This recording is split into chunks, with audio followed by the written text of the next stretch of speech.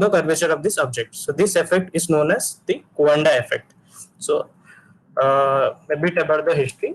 So this Quanda effect is named after the Romanian inventor Henry Quanda, who actually observed the practical application of this effect, and he described it as the tendency of a jet of fluid emerging from an airface to follow an adjacent flat or curved surface and to entrain fluid from the surrounding, so that a region of low pressure area develops. We will see what this actually mean, what he actually trying to convey. But this effect got its name after the observation by the Henry Quanda. As you can see, Henry Quanda, the Quanda effect, who observed the application of this effect. But much before it was being coined, it was actually the Thomas Young who actually explained the cause of this effect, or explain one of the phenomena of this effect, when he was giving a lecture to the Royal Society.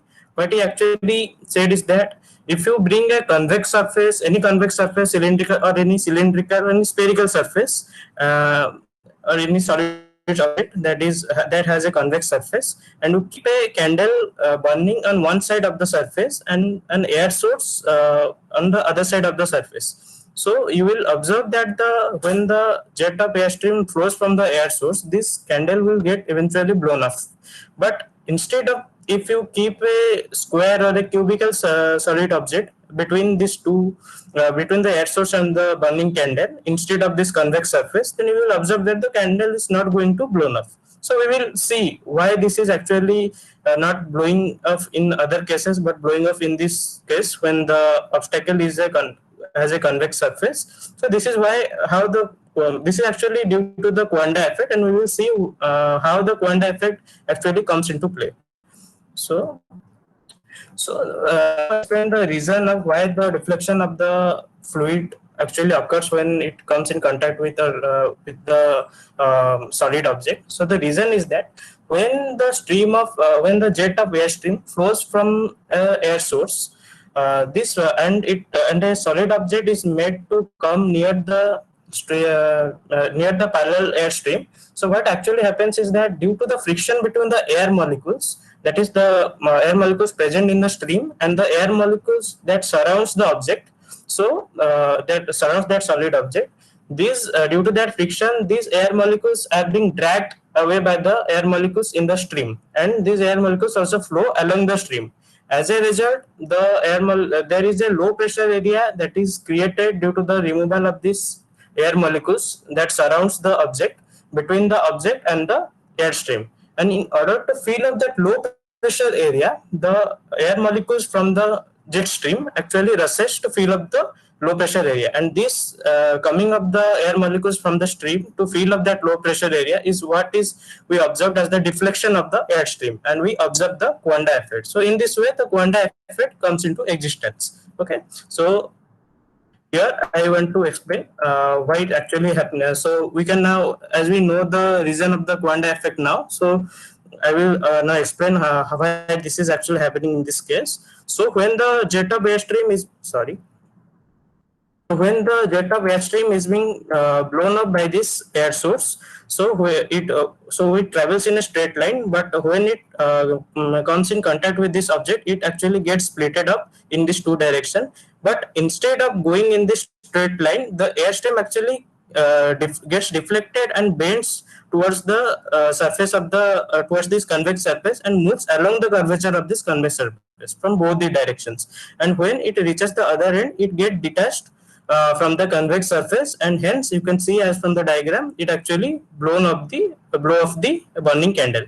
So this is how the Quanda effect actually makes it possible to blow off a candle even though there is an obstacle between the air source and the candle. Okay, so here also in this right diagram, it is nothing but it actually shifted it, instead of being at the center, towards a little bit towards the right. So here more air can be deflected from the right side, and again it can also blow off the candle, right?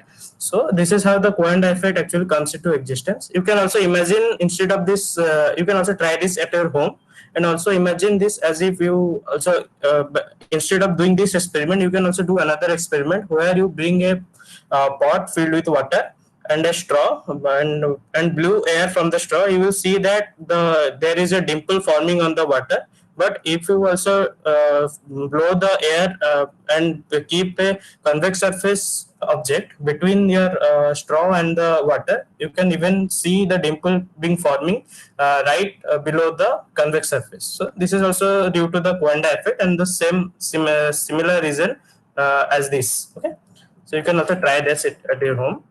Okay. And one more thing to note here is that I am always referring to the convex surface or a spherical surface. But you must be wondering whether this is happening only in case of a spherical or a convex surface. No, that is not the case. Quanda effect can be observed in with any surface irrespective of its shape or size. But here we can more prominently observe this effect in case of a convex surface, because here it is infinitesimally small incremental change in the direction of the surface that brings about the effect described for the initial bending of the jet towards the surface. These incremental changes get add up, and you can more prominently observe this Quanda effect for a convex or spherical surface. But the point is that Quanda effect can be observed with any solid surface irrespective with the shape and size. Okay, so here I'm going to show you, but actually whatever I have told you in this diagram, it is there. So in this diagram one, as you can see, the jet of airstream being blown up by this air source, and when this parallel jet of airstream get blown up, it actually drags the air molecules from its surrounding on either side along the flow, and these air molecules being dragged away by this due to the friction between the air molecules being dragged away by this stream of air,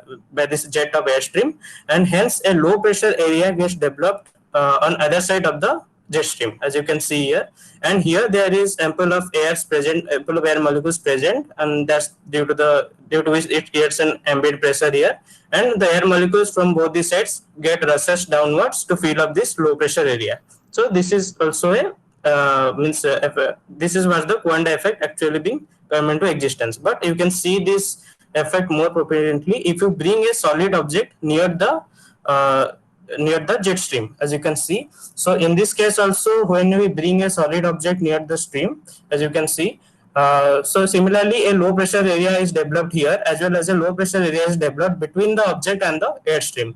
So here similarly the air molecules above the low pressure area again rushes to fill up that area, but here there are not much air molecules to get rush to fill up the low pressure area. Hence, in order to fill this low pressure area, the air molecules from the stream itself rushes downwards to fill that low pressure area. Okay, so you can see again, so after that it will happen that the airstream will move along the surface of the solid object, and so this is what we know as the Quanda effect.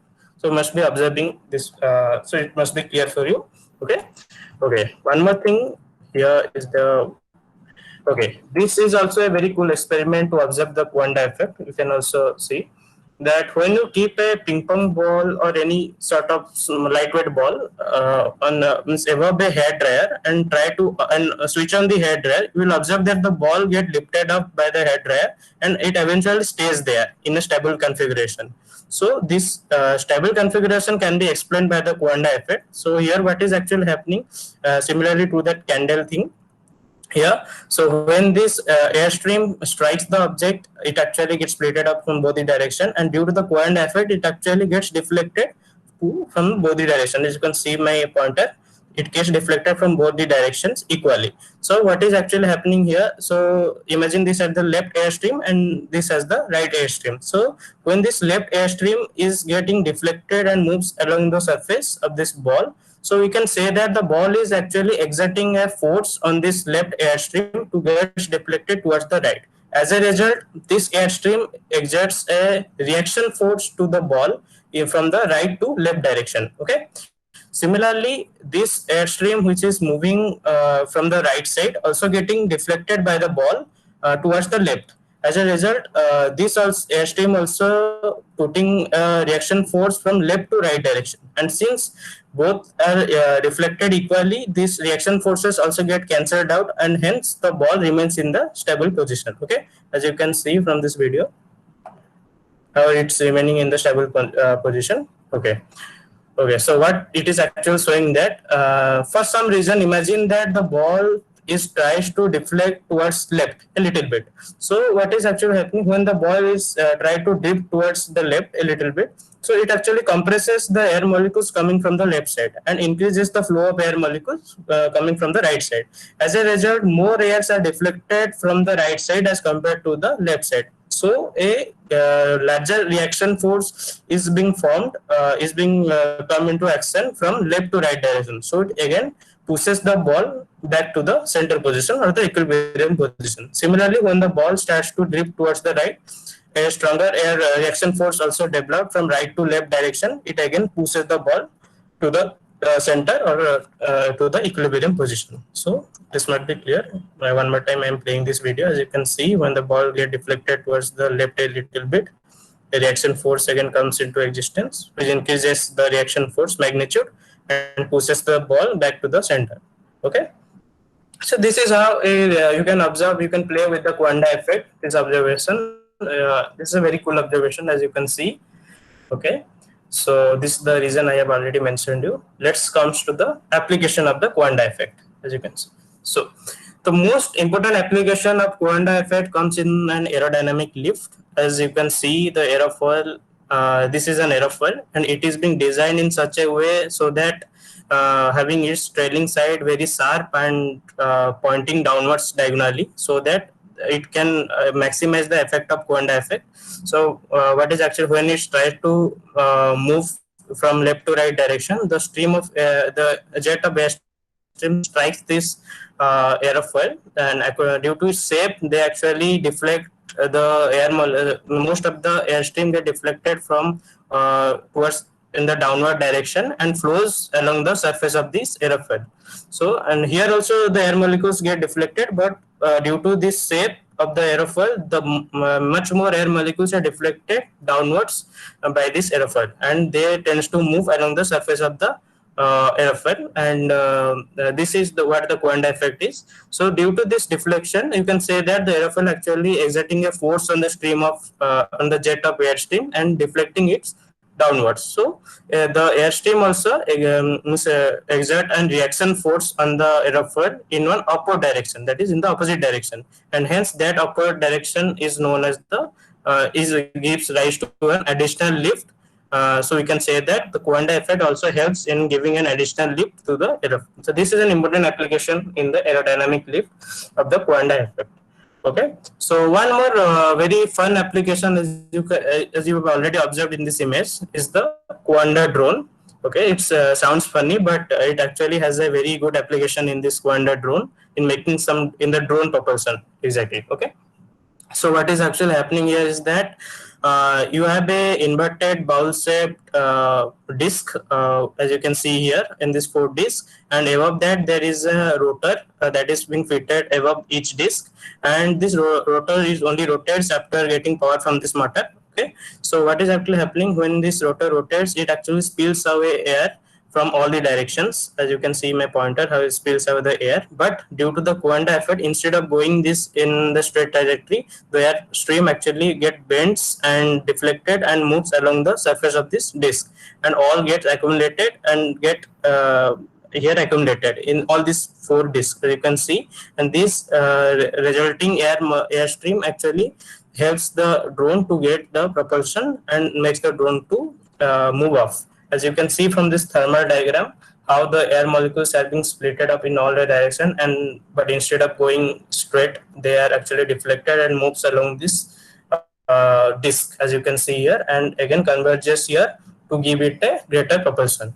So to make you visualize a little bit how it's actually happening, you can observe this video, how this rotor actually spraying up the air from to all the direction, and instead of going randomly, this air molecules actually get deflected and from all the direction, and you can see, and this deflection helps the drone to get propelled up, or the propulsion is basically caused by this Quanda effect, as you can see. So this is a bit, so in order to really show you how it's actually moving, so you can see, so more the so in the more the velocity of the or you can say the angular velocity of the rotor or the fan here, the more air will be sped up, and hence more propulsion will be created, and the more the height the drone will move to a greater height, as you can see. this is a very interesting application of Quanda effect. In fact, Quanda effect also has many more application in case of anesthesia. Also, there when they are giving anesthesia to the patient, they are also using a bit of Quanda effect, and it has many more application. Okay, so this was one of the effect that I was showing you. Uh, that is caused by the movement of the fluid, and this is a basic effect that you will observe due to the movement of the airstream or the fluid. And the major cause of the Quanda effect is the entrainment of the air molecules. If there will be no entrainment of the air molecules, there will be no Quanda effect. Okay, so and that you can also in other ways say that Quanda effect is basically caused by the development of a low pressure region due to the dragging of the air molecules. Okay. Okay, let us move to the another effect, another interesting effect that is caused by the movement of the fluids, and as you must be familiar with this term, Magnus effect. And this Magnus effect, any sports lover person here, or any sports person must have experienced this at some time in his life during playing any sports. This Magnus effect, even though he may not know it, but Magnus effect actually plays a very vital role in many sports, not only in one or two sports. In many sports, it has played a very important role. As you can also see, a footballer trying to kick the ball from the corner so that it will enter the net. But so it will kick the ball in such a way that the ball, instead of going in a straight trajectory, it will deflect and enters into the net. So this is why it is this is what the Magnus effect is, and that's the reason of the ball getting deflected from its straight trajectory and entering into the net. Okay, so what is it? As you all know, so Magnus effect is basically an observable phenomena that is commonly associated with a spinning object which is moving through any fluid, or which is moving through air or any fluid, you can see. So you can also think it as a special type of Quanda effect, where the object here is basically a spherical or convex surface object that has a spin and is moving through the fluid. Okay, so you can think the Magnus effect as this kind also. So its discovery. So this Magnus effect was named after the German physicist Heinrich Gustav Magnus, who described this effect in 1852. But much before it was being coined as the Magnus effect, this effect was already being described by Sir Isaac Newton when he observed the tennis players playing a tennis match in his Cambridge college, and he also inferred the very cause of the effect, why actually this effect is happening. But after that, after the Heinrich Magnus, this effect comes into name as the Magnus effect. Okay. So let's see what Newton's described, means what's the reason that Newton's gave due to this for the Magnus effect. Okay. So what Newton said is that, okay, now imagine this as a tennis ball, okay, moving from left to right direction and has a backward spin, that is in the spin in the counterclockwise direction. As you can see from the arrow, that it has an counterclockwise direction spin and it's moving from left to right, okay, direction of the flight. So as it's moving from the left to right, the airstream molecules the jet of airstreams are coming from right to left and strike the object. And as you have seen, due to the Quanda effect, these air molecules get deflected from both the sides, as you can see. But here the point is that the ball is spinning in a counterclockwise direction, and that spin causes the airstream here to not deflect much as compared to that of the deflection caused to the upper stream, which is in the direction of rotation or the direction of the spin. Okay, so the airstream that is in the direction of the spin gets deflected more as compared to the stream that is opposite to the direction of the stream, and that is caused due to the rotation of the ball. Okay, so this deflection, so there is a net deflection of airstream towards downwards. Okay, so we can say that the ball exerts a net force on the airstream in a downward manner. So this results in a net reaction force from the Newton's third law. Obviously, the airstream also exerts a net reaction force, which we termed it as the Magnus force on the ball in an upward direction, that is opposite to the direction of the deflection of the airstream. Okay, and this Magnus force result in the change in the trajectory of the ball, and hence the ball, instead of going in the straight trajectory, it will deflect and move in this way. Okay, as you can see my pointer. So, and the force is perpendicular to the flight path. Okay, always, and the axis of rotation, as you can see here clearly. Okay, so this is the reason what Newton sir gave, and we can also understand this Magnus effect reason from the Newton's point of view. Okay, so you can also calculate quantitatively the Magnus effect force, what Magnus force is being applied to the ball by this formula, which is the product of the air resistance coefficient with the cross product of the angular velocity of the object and the velocity of the fluid, or the velocity of the object, depending upon the perspective of the view. Okay, so you can, after calculating this Magnus force, you can use the basic kinematic equation to know the trajectory or the path that the ball is going to follow, right? So this is what Newton has explained, how the Magnus effect comes into existence and what the Magnus effect is. And okay, so here I am going to show you how the Magnus effects can be so effective, and in fact in lifting a ball, such a huge ball of huge mass, you can see the effect of Magnus effect, how important it is. So you can see, so here what is done is that the ball is being dropped simply down a dam. So, and you will and as we expect, if we drop the ball simply, then the ball will go in a straight direction due to the gravity downwards. And here is, as you can see here, so it has dropped the ball. Okay, here the ball are getting deflected bit toward the right. It is due to the Coriolis effect that is caused by the Earth rotation. But if the Earth will not be rotating, it will be gone straight and fall to the ground. Okay, as you can see. So this is what we actually expected to happen. Okay, now one more thing, we will again drop the ball here, but in here we will actually impart a backspin to the ball and see what changes it makes. Okay, so here the ball is being thrown and with the backspin, and as you can see how the ball is actually being carried away to a very long distance due to the backspin that is being caused, and this is basically due to the Magnus effect being come into play. Okay, so you can see how Magnus effect has a very prominent effect on the spinning of the objects. So you can see.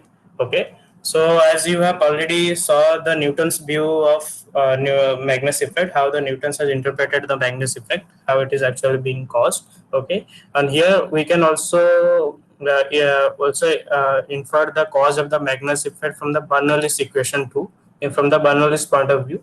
So what Bernoulli's equation states that if the velocity of a moving fluid is increased, then the pressure due to that fluid will decrease. Okay, so here's the famous Bernoulli's equation at a constant elevation, where you can see that the pressure is equal to constant minus half rho v square, and you all these are the terms that are related to the constants, as you can see. So all the terms are here constants except the pressure and the velocity. So as you can clearly see from the equation, if the velocity will increase, the pressure due to the fluid will decrease, right?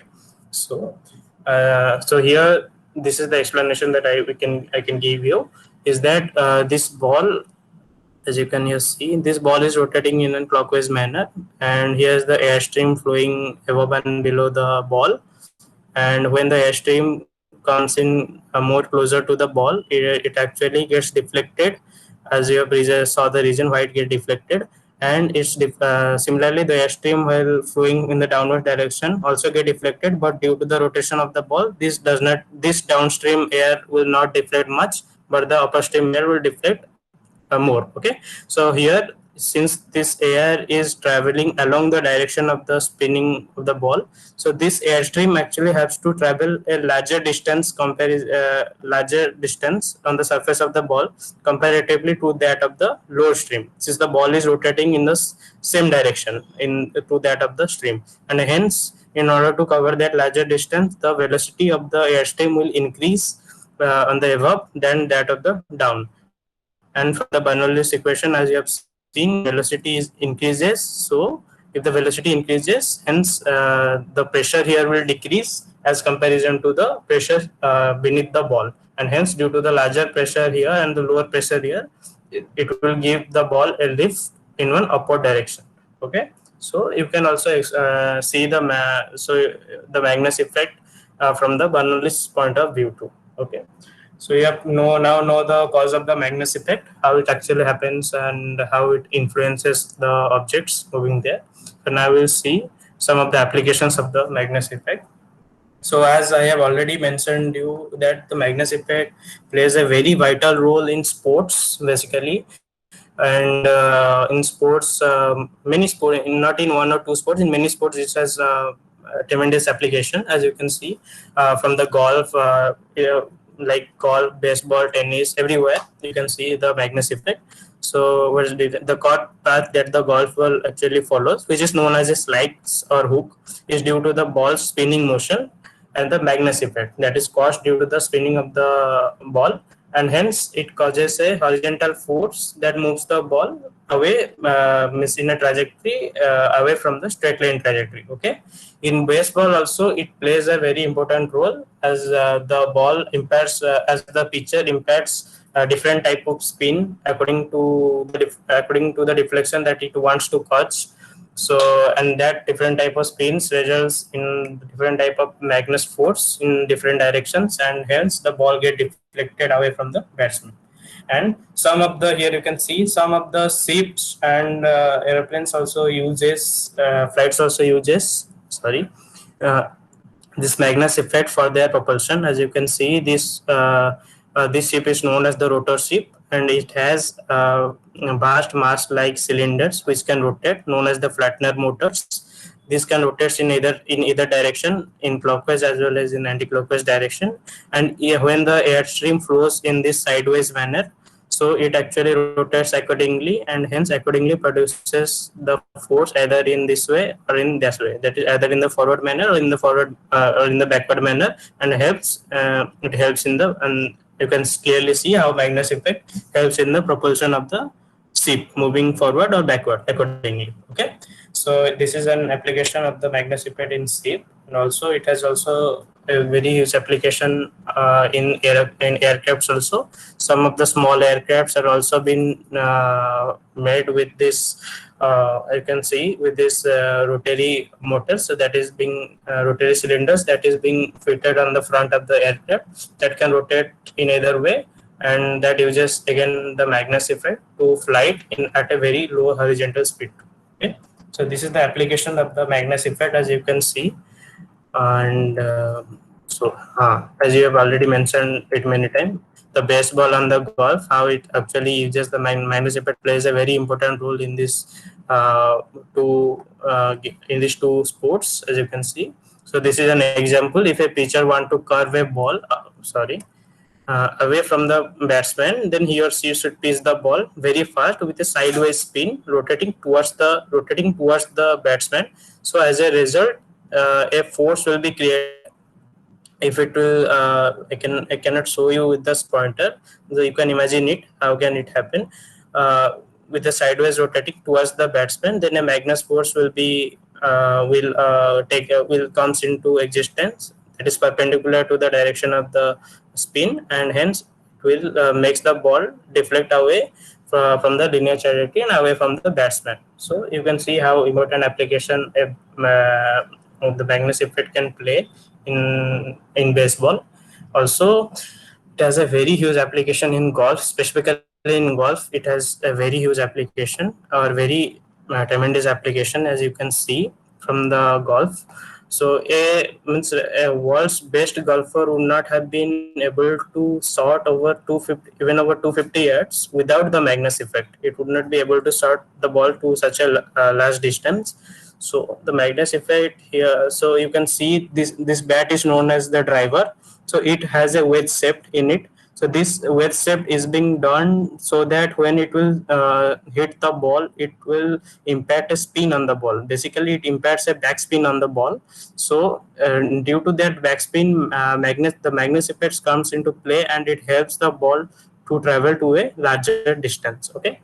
And another thing in the golf, as you will observe, is that the golf ball is not smooth is not made smooth as other balls in the other sports. It has a large number of dimples in it, almost about 300 dimples in each ball. So what's the reason of this dimple? So here, 1 minute. So here I have shown you this diagram. So there are some arrows here. Okay, as you can see, this space is known as the turbulent space. So so this is turbulent space is the reason why there are so many dimples in the golf ball. Okay, so I will show you. So what actually happens is that this is the golf ball. So when the air molecule, when the stream of air will deflect by the ball due to its rotation, and after being deflected, it travels through the curvature of the ball, and again when it gets detached, it actually creates when it gets detached, it actually drags away the air molecules present here, and it creates a low pressure region here, and which is really known as the turbulent space. Okay, so turbulent space is nothing but a low pressure region that is developed when the stream of air gets detached from the ball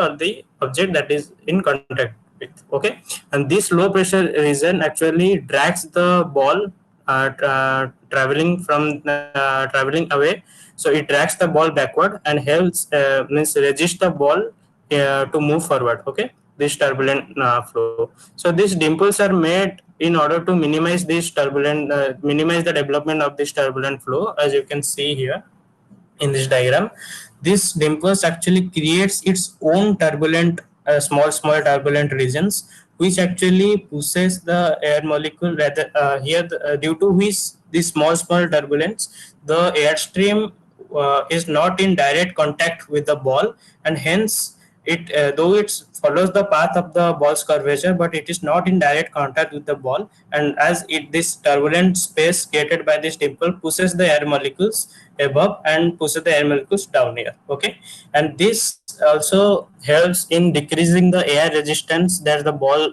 faces, because here the air stream are not in direct contact with the ball, and hence it decreases the air resistance. Also, since it pushes the air molecules actually enables the air molecule to mix more quickly after they being detached, and hence a lesser turbulent area is being created. As a result, a small turbulent area is being created, and hence the ball has a greater flight. So as you can here see, these two factors, backspin, which enables the Magnus effect, and the dimple shape of the ball contribute greatly when a golfer can drive the ball. As you can see here, different applications. And two applications I will quickly run through is the tennis, and the tennis, as it is another sports which uses the Magnus effect to a large extent. So, and in fact, tennis is considered, or you can also find it to be a root discovery of the Magnus effect, as the Newton has after observing the tennis match only, Newton has described this effect. So Magnus effect has been discovered from the tennis match only.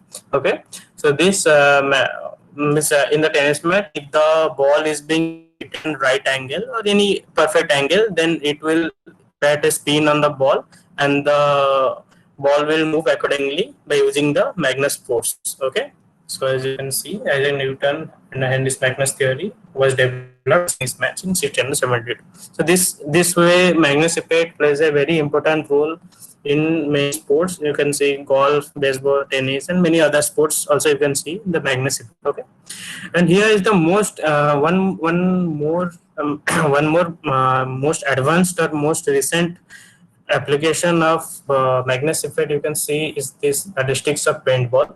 So here what is happening is that if someone tries to paint a very large surface and is not feasible to reach exactly to this position and paint that surface, so they actually uses they actually uses the Magnus effect to paint those surfaces. So how it's actually done is that many paint balls are made and is being fitted with a gun, you can see here, and the painter will fire the Magnus and the painter will fire those paint balls to the area targeted with a backspin. So the ball will move, the ball will get ejected from this gun. They will move towards that target with a backspin, and that backspin results in the Magnus effect, causes the Magnus effect, which enables it to move to a larger distance. Okay, so and eventually the Magnus effect dies out as the velocity of the ball decreases gradually, and the ball falls accordingly to the targeted area. So this is the most modern application of the Magnus Effect, as you can see, where you can use the Magnus Effect to paint a larger area. So there are many more application of Magnus Effect. So you can see how important it is. So this is what is another effect that is caused by the movement of the fluid. The first we have seen the Quanda effect, and this we have seen Magnus effect, how their applications are in our everyday life. Okay, so, okay, moving on. Okay, so here is another thing that you can try at your home to observe the Magnus effect. Here what we will do is that just tie a rubber band here and fold a cardboard sheet, okay, as you can see here, and tries to through means start this cardboard sheet with the by stretching the rubber band, and you can see that, okay. So after being releasing the cardboard sheet, you can see how the cardboard sheet actually moves up instead of falling like this. It has moved up because here when you release this cardboard sheet, it actually moves by having a backspin, and due to this, a Magnus force effect comes into play, and you can see the cardboard sheet moving up. So you can try this at your home, as you can see one more time. So the how it can travel to the upward direction to see the effect of Magnus effect. Okay. Okay. So moving on to the final effect, final experiment, final phenomena, what you call, that is caused due to the fluid jet, basically, is hydrodynamic levitation. So you must have seen this Veritasium video. Many of you must have seen this. So I am going to explain that hydrodynamic levitation. So what it actually is how a body is going to levitate above the stream of air, how this ball is going to levitate without any external help, how it is going to levitate, you can see. So this is known as the hydrodynamic levitation. As you can see how the ball is being levitated above the stream of jet, water stream here, right? So moving on. So as you can see, okay, this is a made-up definition which says that the ability to levitate a light ball or any spherical object at top of the jet of water or the top of any jet of any fluid is known as hydrodynamic levitation, right? This is what you can see. This is known as the hydrodynamic levitation. So let us see how the ball is being remaining in this stable configuration and without any external force or any external help. It is remaining in this stable configuration. So what is actually happening is that when the stream of water is getting attached to the ball, okay, when the jet of stream of water is getting attached to the ball, as you can see, it actually makes the it actually pushes the ball means upwards and outwards, okay, and imparts a rotation or a spin to the ball, as you can see here. Okay, 1 minute. As you can see, when the jet of air stream get touched the ball, it gives a spin to the ball and pushes the ball upwards and in the outward manner, you can see. And this remains a very stable configuration, and the ball able to remain in the stable configuration. So the reason why it is remaining in the stable configuration is that, so as the ball rotates, it actually throws the water over it, and you can see how the water will go when the water, due to the rotation of the ball, the water is being flown up and flown over the ball in a downward manner, in the diagonally downward manner, as you can see here. Okay, so as you can see, when the ball is pushed upwards and away. Okay, wait, this is the video that I want to show you. Okay, I can see how the water is being spilled up by the ball due to its rotation over the ball in a downward manner. So you can say that the ball is actually exerting a force on the water in a downward manner, okay, in the downward direction. As a result, the water also exerting an reaction force to the ball on the ball in an inward manner, okay, in an inward direction, and that force results the ball to remain in the stream. Okay, as you can see from the diagram. and you can see how stable the configuration is, even though you disturb a little bit the flow of water, as you can see. But as soon as the jet of water again touches the ball, it again pushes the ball upwards and the ball remains in the, and you can see the hydrodynamic levitation very nicely. So it's a very stable configuration, and I will tell you the reason of the stability. So what is actually happening is that when the ball rotates here, okay, so and you can see how the ball remains in that stream. But if the ball tries to drift a bit towards the left, imagine towards the left, then what is happening is that more and more water are getting thrown up by the ball, and hence a greater and greater reaction force develops, and again that reaction force pushes the ball back to the original stream. And when the ball tries to move to drift towards more into the stream in this right direction, so it actually compresses the or blocks the flow of water over it. As a result, the reaction force decreases, that keeps the ball pushing into the stream, and the ball again come back to the equilibrium position. So this is how you can explain the stability of the ball. So the, as you can see from the diagram, actually the force reaction force actually is making the ball to remain in the stable position. Okay, so here the point to note is that if the ball, the most important thing that is happening is here is the rotation of the ball. If the ball would not be able to rotate, then all these phenomena that you are observing here will not be happen. Okay, will not happen, because the rotation here plays a very important role by throwing the water over it, and again that only creates the reaction force that keeps the ball in the jet stream. Okay, also the rotation of the ball produce the angular moment, results in the angular momentum of the ball, which also balances it side by side. But that angular momentum may not play much role here, as this object is a very homogeneous and spherical object. But angular momentum certainly plays a very important role if the object you want to levitate is not homogeneous as this ball. That, for example, like a disc, as you can see. The next topic is what if the object is not spherical. For example, the disc, as you can see from the disc, here what should happen here. So let us see this video first. So as you can see, if you are trying to levitate a disk, you need to keep the angular momentum position in your mind first. That the angular momentum should always, you should keep the disk in such a position that in such an orientation that the angular momentum will always be perpendicular to the jet of the water stream, as you can see. And then only the disk will be able to levitate. And it is much more harder to levitate a disk than the ball, because we have to keep very much conditions here, so that the angular momentum is always remaining perpendicularly to the jet of water stream, and such that you can see here. Okay, even a very small breeze or any small disturbance can cause the disk to fall off from the jet of water stream.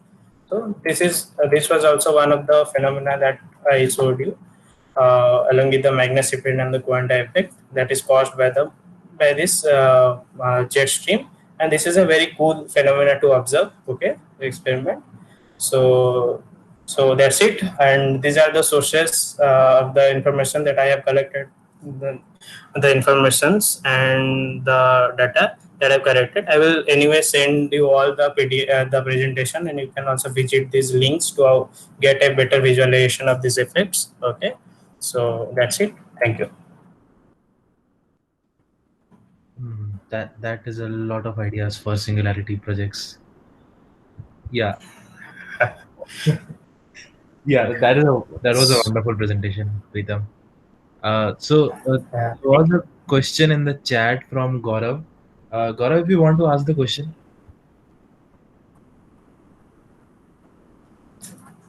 Oh, there are lots of questions. Okay. No, that's this discussion that we had there. Yeah, Pritam, Yeah. wonderful talk. So, just consider this scenario in which I am having a ball whose two half Okay. parts are spinning in the opposite direction. Two have parts are spinning in the opposite direction. Okay. Yes. So what will be the trajectory? Okay, spinning in opposite direction, right? So you can, okay, for that reason, suppose that depends upon, okay, when the ball will strike the airstream, okay, so it will deflect one part of the airstream. You are telling that the both the parts are having the opposite direction spins, right? So it will deflect the airstream, one part of the airstream in one direction, and opposite, and the another part of the airstream in the same direction. It will deflect both the airstream. So in that case, the ball will remain in that straight line trajectory, because both the Magnus force will get cancelled out in both the directions. Okay, so I think that's the answer. Yeah, however, one thing that might happen is that because of the different places at which the forces will be acting, we might have a spin introduced in another direction. Uh, because the upward and the downward force, even though they will be in the opposite direction, they'll be acting at different places on the ball. So there might be a net torque on the ball which makes it uh, spin in the direction of movement as well. Yeah, that may also be the case. But if we'll observe it classically, means just an means normally, if we'll see, then the force may be Yeah, cancelled yeah, out. But yeah. again, as Vaya said, the torque, some torque may be created in depending upon the position where the forces is being generated. So that also may affect the trajectory of the ball. Yeah. But forces are not acting on the like same part, no? Like although they can cancel each other, but they might not cancel each other totally. Yeah, that may Yeah, also that's the thing. happen. Yeah. Yeah, in that scenario, you might not see a straight line trajectory. Like if forces Yeah, it will cancel out, deflect a slight. Yeah. yeah, and then only you'll be able to see a straight line trajectory. Yes. Okay. Okay.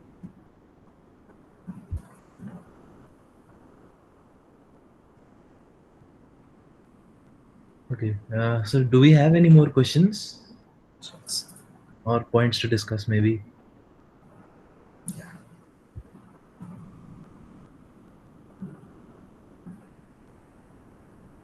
Can you discuss reverse Magnus effect?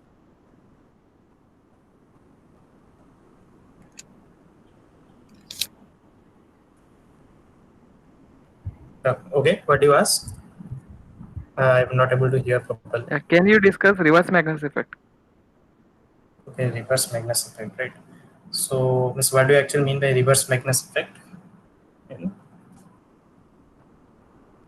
know, make it a bit clear.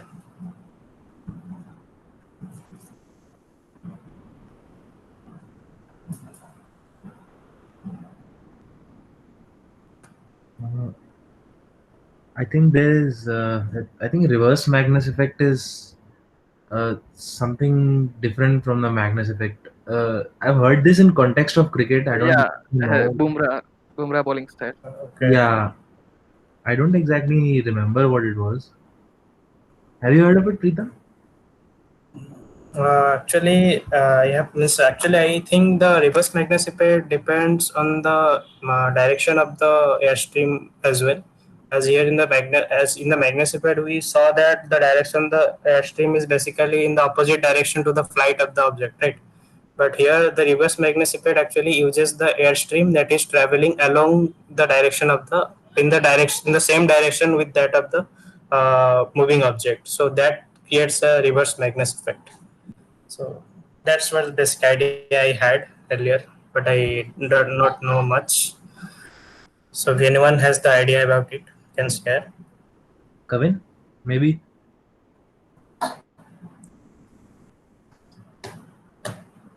I think it's just the spin direction being reversed. Oh, so that's it? I mean, it's just Yeah, because spinning the other way. yeah. I Oh, don't think there's anything else to that. I have to read further though. I'm not sure. okay. Yeah, That. the spin direction as well as the direction of the airstream that we are considering, that too plays a part in the reverse Magnus effect. So So Also, like regarding cricket, the roughness also comes into play. yeah, sure. That also plays an important part. Like the players rub it on their pants to make one surface more shiny and one surface more rough. So Yeah, small turbulences form. exactly. The turbulences, as you have seen in the golf, how the turbulences plays an important part. Yeah, I'm not sure though. So yeah, yeah, don't take my. yeah. That may be the case. Yeah, exactly. Yeah, it sounds pretty similar to the golf case that you mentioned. Yeah, yeah. So yeah, I guess that should be another reason why they do that. Okay. So do we have any more points to discuss or questions?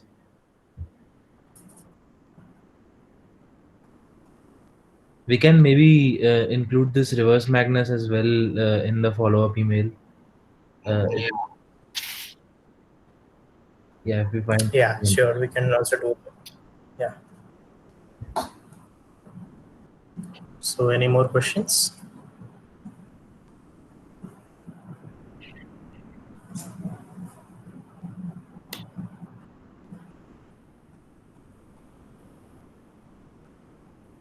Well, if not, then I guess it's 5 p.m. already, and we can end the session for It today. exactly took 1 hour. Yeah. Yeah.